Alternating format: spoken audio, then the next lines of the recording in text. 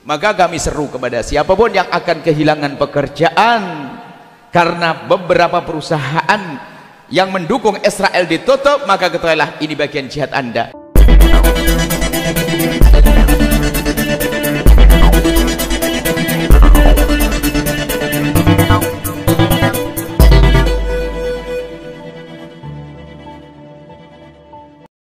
Adalah pernyataan dari Ketua Umum Aprindo Pak Roy Mandey, katanya karena adanya dampak boikot ini, omsetnya menjadi turun 50%. Saya ingin tahu dari sudut pandang Anda, apakah benar dan bagaimana sebenarnya? Ya, jadi kalau dari Aprindo tadi menyatakan bahwa untuk fast moving consumer good atau FMCG, penurunan bisa sekitar 50%.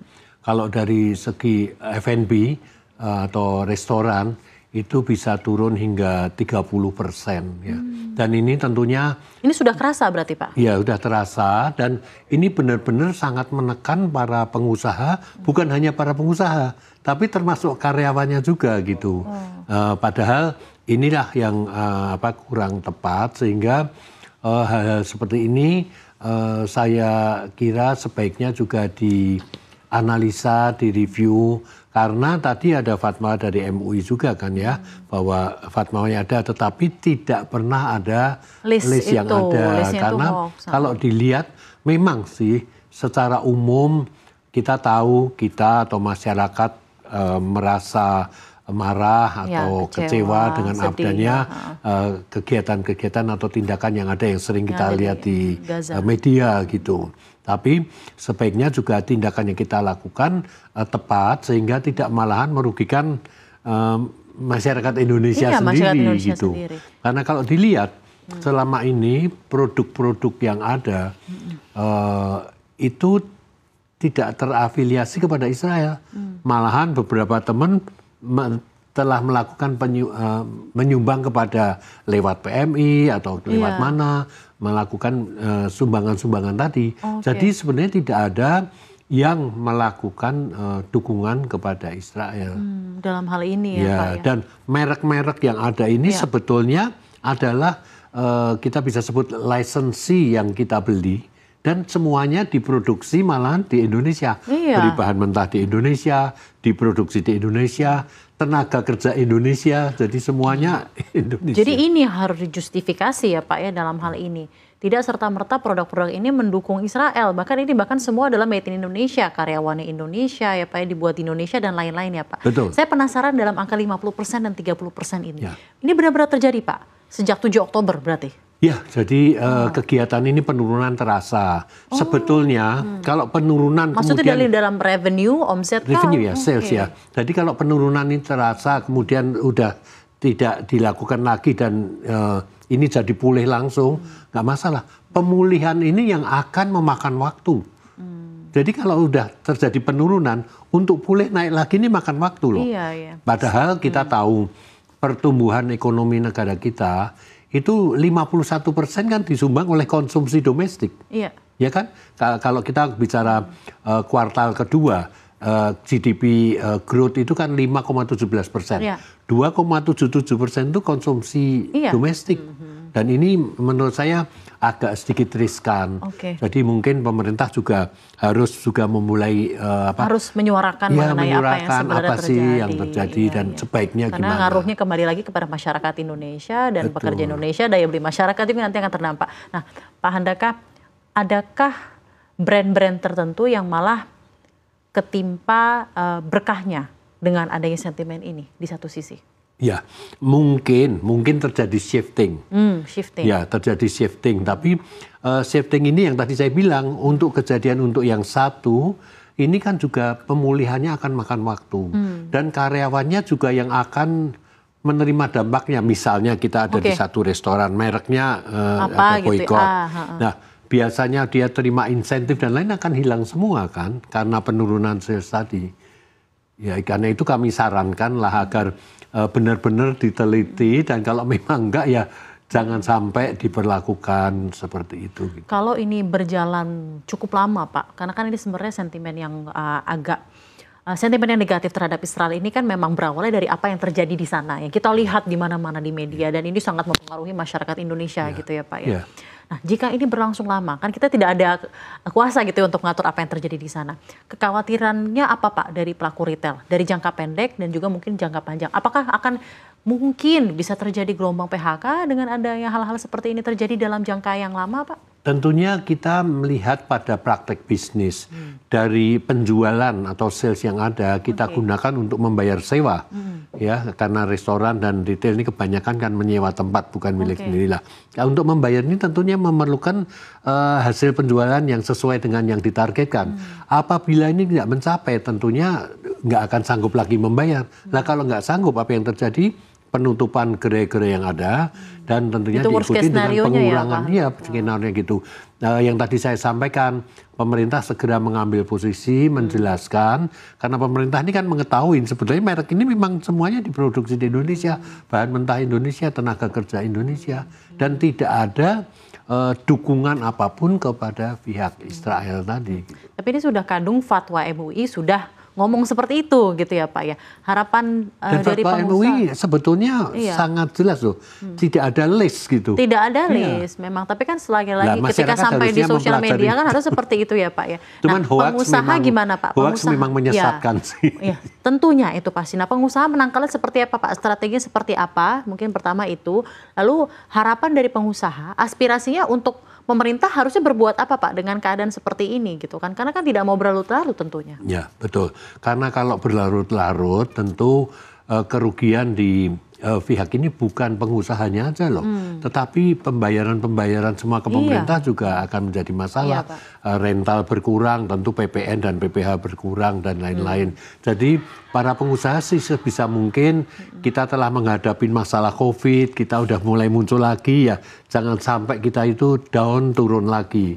Jadi mengharapkan sekali lagi pemerintah yang sampai saat ini belum mulai bicara untuk segera mulai bicara gitu. Sudah dikomunikasikan belum Pak kalau dari? Ya, dari beberapa asosiasi PHRI dan lain-lain segera mengkomunikasikan ini ke pemerintah dan juga ke induk organisasi yaitu Kadin dan juga Apindo untuk melihat situasi yang ada di lapangan dan semoga bisa segera menyuarakan ini keluar. Harapannya ya Pak komunikasinya harus terjalan, harus kuat nih Pak dari sekarang agar pemerintah nanti akan memberikan regulasi ataupun apapun itu ya untuk. Ya paling nggak penjelasan lah. Penjelasan. Yang tadi saya sampaikan pemulihan itu nggak segampang begitu selesai stop akan naik lagi nggak. Pemulihan itu berjalan dengan landai. Baru saja selesai COVID, baru post pandemic recovery ya Pak ya, ada lagi isu-isu seperti ini. Nah Pak, saya ingin nanya kalau dari pengusahanya sendiri apa langkah-langkah upaya mitigasi yang sudah dilakukan dengan melihat omset sudah menurun nih? Seperti apa? Apakah ada justifikasi dari brand itu mereka? Apa sudah bilang bahwa kita tidak ada afiliasi dengan Israel, bahkan kita menyumbang ke Palestina? Apakah itu sudah disounding dengan baik kepada consumer? Seperti apa? Kalau dilihat ya, memang para pengusaha ini kan tidak mau melakukan sesuatu yang terkait dengan hal yang tidak terkait dengan bisnisnya. Jadi memang benar kalau mereka tidak mendukung Israel ya tentunya jangan diperlakukan seperti dia mendukung, buktinya apa gitu ya. Malahan dari yang ada saat ini tentunya pengusaha ini masih terus bertahan. Bertahan dengan apa? Ya menderita kerugian dan lain-lain. Karena mereka melihat jangka panjang.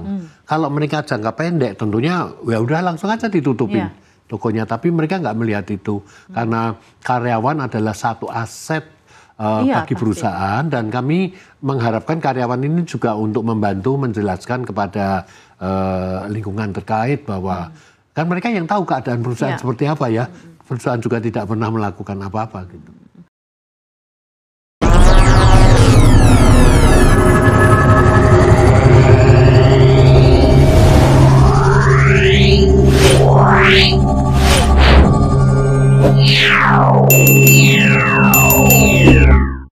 Perusahaan-perusahaan yang terafiliasi dengan Israel atau mereka mendukung Israel, ya, perusahaan-perusahaan apa saja yang ada di Indonesia yang dikategorikan oleh MUI sebagai perusahaan yang harus diboikot, teman-teman. Dan kemudian kita nanti akan mengkaji apa untungnya dan apa ruginya bagi Indonesia kalau memboikot semua perusahaan dan produk yang haram untuk digunakan itu. Keputusan dari MUI ini, tentunya MUI ini sudah memikirkan plus minusnya, untung ruginya ya bagi masyarakat Indonesia kalau mereka haram menyentuh semua yang disebutkan ini, teman-teman ya. Nah, pertanyaan saya, ketika perusahaan wiralaba ditutup, ya kan? Nah, itu karyawan dari McD, Starbucks, ya, Burger King, Pizza Hut, itu siapa yang akan menanggung mereka? Ya, apakah mereka akan di-PHK-kan, kemudian mereka kehilangan penghasilan, lalu mereka dipersilahkan datang ke kantor MUI untuk meminta gaji bulanannya? Apakah demikian? Ya. Kemudian yang punya usaha wiralaba juga ada kerugian, silahkan minta ganti rugi kepada MUI. Apakah demikian? Ini tidak ada penjelasan dari MUI ya teman-teman ya. Tapi saya kira seharusnya demikian. Karena untuk memutuskan ini tentunya MUI tidak semerta-merta ya mengharam-haramkan ini. Tetapi sudah berpikir jauh ke depan, kemudian ke belakang, ya, ke samping, ke kiri, dan ke kanan, dampak dari pemboikotan terhadap barang-barang Israel ini, teman-teman. Kemudian karyawan Siemens, ya, kita tahu ini perusahaan besar, dan ini gaji karyawannya juga lumayan besar, ya, di Siemens ini. Silahkan tentunya MUI membuka pintu untuk karyawan Siemens untuk minta gajian ya tiap bulan ya. Kemudian Aksa punya begitu banyak agency leader dan sebagainya. Kemudian juga mereka punya banyak sekali staff. Kalau diboikot tentunya banyak pengangguran akan terjadi ya dari Aksa ini. Dan silahkan Anda datang ke MUI tentunya ya untuk berkonsultasi bagaimana penghasilan Anda harus digantikan. Begitupun dengan pabrik Puma ya.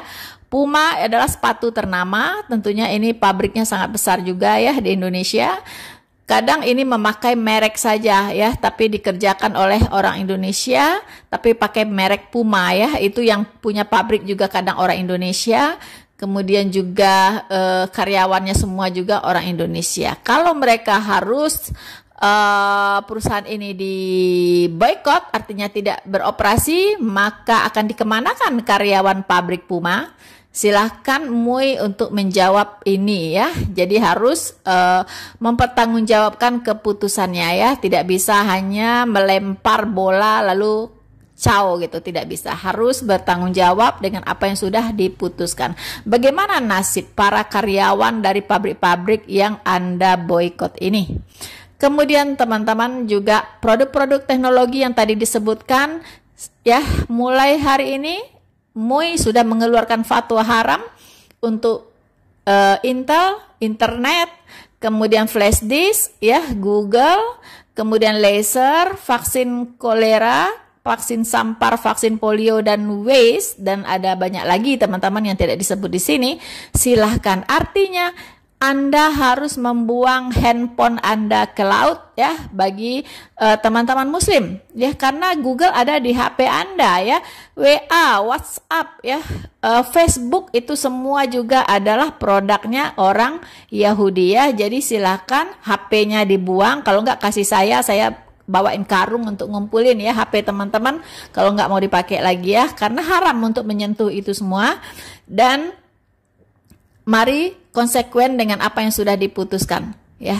Tinggalkan semua produk hasil otaknya orang Yahudi ya, haram ya. Ini adalah fatwa MUI, Anda wajib untuk mengikuti ini teman-teman. Kalau saya orang Kristen nggak wajib ya, saya tidak ada urusan ya dengan ini semua teman-teman ya.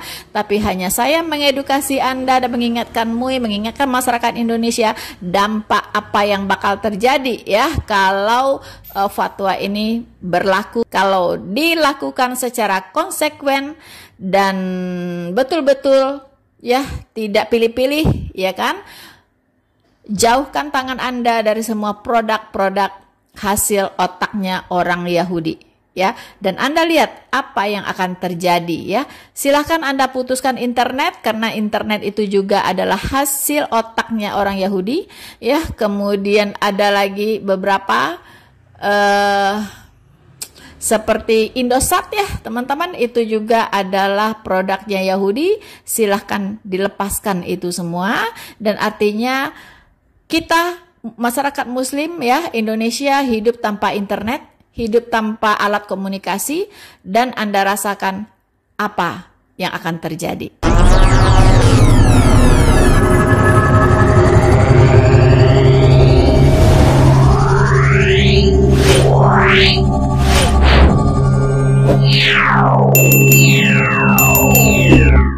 Israel itu memiliki seorang perwira dan politisi legendaris dan juga sangat kontroversial. Namanya adalah Moshe Dayan. Walaupun kontroversial, tetapi tentu saja dia memiliki segudang prestasi dan pengalaman. Dia ikut terlibat dalam Perang Dunia II, kemudian dia ikut terlibat dalam Perang lawan Inggris. Dia ditangkap juga waktu itu, kemudian dia terlibat dalam Perang Yom Kippur, Perang 6 Hari, Perang pendirian negara Israel tahun 1948 dan sebagainya. Dan dia juga tentu saja adalah musuh bebuyutan dari orang-orang Arab, dan dia adalah salah satu jenderal yang sangat susah untuk bisa ditaklukkan. Suatu kali dia mempresentasikan tentang bagaimana strategi dia untuk menaklukkan orang-orang Arab. Jadi strategisnya itu gini. Kemudian ada satu orang yang bertanya di situ, "Pak, maaf Pak, ini gak bahaya tak? Kan maksudnya bisa aja orang Arab sekarang membacanya, bisa aja orang Arab sekarang di sini melihatnya, terus mereka mengambil tindakan. Jadi apa yang harus dilakukan? Takut nggak sih?" Kemudian Moshe Dayan mengatakan dengan sangat enteng, "Saya sama sekali nggak takut dengan orang Arab. Karena apa? Karena sejatinya mereka tidak akan bisa membaca. Seandainya pun mereka membaca, mereka tidak akan paham. Seandainya pun mereka paham, mereka tidak akan bertindak." Atau dalam versi yang lebih panjang tapi meragukan, dia mengatakan kurang lebihnya seperti ini, "Saya tidak khawatir orang-orang Arab membaca strategi saya, karena pada dasarnya mereka tidak bisa baca, dan sekalinya bisa baca, mereka tidak bisa paham. Sekalinya paham, mereka tidak akan bertindak, dan kalaupun bertindak, mereka bertindak tanpa perencanaan, dan kalaupun misalkan mereka bertindak dengan terencana, maka mereka tidak bersatu, mereka mudah dicerai-beraikan." Ya, beberapa komentar dia yang lain juga kurang lebih mengatakan hal yang semacam itu, bahwa tuh lihat, dia pernah satu kali ngomong, tuh lihat tuh orang-orang Arab itu selama dia ngantre di bisnya itu nggak bisa, dia berkerumun kayak gitu aja, maka dia tidak akan mungkin bisa mengalahkan kita. Kita nggak usah khawatir sama keberadaan mereka, mau banyak mau dikit. Kalau ngantre di bus aja nggak bisa, ya udah kita nggak usah takut sama mereka. Mereka itu adalah orang-orang yang tidak terencana, mereka adalah orang-orang yang malas, tidak membaca, mereka bahkan tidak tahu sejarahnya sendiri. Apa yang harus ditakutkan dari bangsa besar yang kata yang seperti itu? Nah, menurut Baraya itu adalah pernyataan yang relate atau tidak? Ya, sakit sih, tapi menurut Baraya itu relate atau tidak. Nah, cuman kalau misalkan Baraya mempertanyakan itu, mari kita hubungkan atau kaitkan dengan sesuatu yang terjadi hari ini, yaitu konflik Israel-Palestina. Tapi kita mulai dari agak jauh ke belakang. Jadi tahun 2005 itu ada gerakan besar-besaran di seluruh dunia untuk memboikot produk-produk Israel. Judulnya itu adalah BDS tanpa M. B itu boikot, D itu divestasi. Jadi jangan investasi, atau kalau misalkan investasi ke Israel tarik lagi. Dan yang ketiga itu adalah kasih sanksi, BDS gitu, di seluruh dunia yang seperti itu. Gerakan itu adalah untuk mendukung Palestina, kebebasan Palestina, dan untuk mengurung Israel agar tidak menjadi lebih besar lagi. Tetapi apa dampaknya? Ya, tidak berdampak apa-apa. Sampai sekarang pun Israel masih diserang sana-sini dengan upaya boikot, dengan upaya untuk dengan dimarah-marahin, dengan dihujat, dikutuk, dinistakan apa dan sebagainya. Tapi ya cuman sebatas itu aja yang dia terima, sisanya gak ada apa-apa lagi gitu. Sekarang kita mengetahui misalkan ketika Israel datang ke Palestina, dia dalam satu kesatuan, tetapi orang-orang Palestina yang datang untuk menahannya itu terdiri dari banyak faksi. Ada Hamas lah, ada Jihad Islam, ada Hizbullah, ada Fatah, dan lain sebagainya. Masing-masing membawa bendera sendiri-sendiri gitu. Itu kan dari situ aja udah kelihatan gitu. Kemudian ketika Hamas melakukan serangan, itu langsung Saudi Arabia, Mesir, dan sebagainya menyatakan bahwa Hamas itu adalah teroris. Kemudian ketika orang-orang di Indonesia, orang-orang di seluruh dunia ngirim bantuan ke Palestina, ada yang nilep juga ternyata. Dari sininya, dari sananya, dari mana-mananya, ada juga yang bermasalah. Dan jadi gimana kita bisa mau menang? Dan setelah akhirnya kita bersatu dalam sebuah organisasi yang namanya OKI gitu ya, Organisasi Kerjasama Islam, ayo bersatu seluruhnya, kita rapat bahas Israel. Dari semua rapat itu, semuanya hanya kutukan, hanya hujatan, hanya penolakan, hanya ketidakpenerimaan terhadap Israel dan sebagainya. Sisanya tidak ada tindakan nyata. Ketika Iran pada saat kemarin itu menyatakan bahwa daripada kita ngebacot doang, lebih baik kita langsung melakukan aksi nyata. Kita boykot Israel, kita embargo Israel. Jadi jangan kasih energi ke mereka. Tetapi apa? Arab Saudi dan teman-temannya malah menolak usulan itu. Kita tidak boleh mengembargo Israel, nanti ya bisnis kita gimana, aduh, dan lain sebagainya. Ketika Irannya maksa, ayo kita embargo Israel, ayo kita, kata Saudi Arabia, antum Syiah ya. ya emosi. cuman ya kayak gitu, terbukti nyata bahwa pernyataan Mose Dayan yang tadi itu, bahwa orang-orang Arab dalam hal ini juga adalah orang-orang Islam, itu adalah orang yang tidak bisa bersatu gitu. Bahkan ketika mereka bertindak tanpa perencanaan. Bahkan ketika mereka berencana pun ternyata mereka bercerai-berai, ribut satu sama lain dan sebagainya. Itu kan. Nah, jadi kalau misalkan kita berbicara tentang boykot Israel dan sebagainya, sumpah itu adalah salah satu program yang benar-benar akan menghancurkan ekonomi Israel. Seandainya kita kompak, tapi kan kita nggak pernah mau kompak gitu. Dan bahkan misalkan yang ada di Indonesia ada sesuatu yang agak lucu lagi gitu, yaitu MUI. Fatwa MUI bahwa sebaiknya kita tidak menggunakan produk-produk Israel atau produk-produk yang berafiliasi atau yang diduga mendukung Israel atas penjajahannya terhadap Palestina. Gitu kan, MUI mengatakan seperti itu. Kemudian ada list dari mana-mana gitu, list boykot produk yang berikut ini: Royco, Starbucks, McD. Kenapa yang gitu-gitu? Kenapa coba nggak WhatsApp gitu? WhatsApp maksudnya. Mau nggak boykot WhatsApp? Kan WhatsApp itu dimiliki sama Mark Zuckerberg. Dia itu adalah seorang Yahudi dan berkali-kali dia mengatakan keberpihakannya kepada Israel. Dia pernah mengatakan juga bahwa Hamas itu adalah setan, benar-benar setan. Kan dia bilangnya seperti itu. Lalu kan produknya kan fatwanya itu adalah boykot produk-produk Israel dan atau yang berafiliasi dengan Israel dan atau yang diduga mendukung Israel. Ini kan jelas mendukung. Kenapa gak ada yang mau boykot WhatsApp? Dan yang luar biasanya adalah MUI mengeluarkan fatwa pemboikotan terhadap produk-produk Israel di Instagram.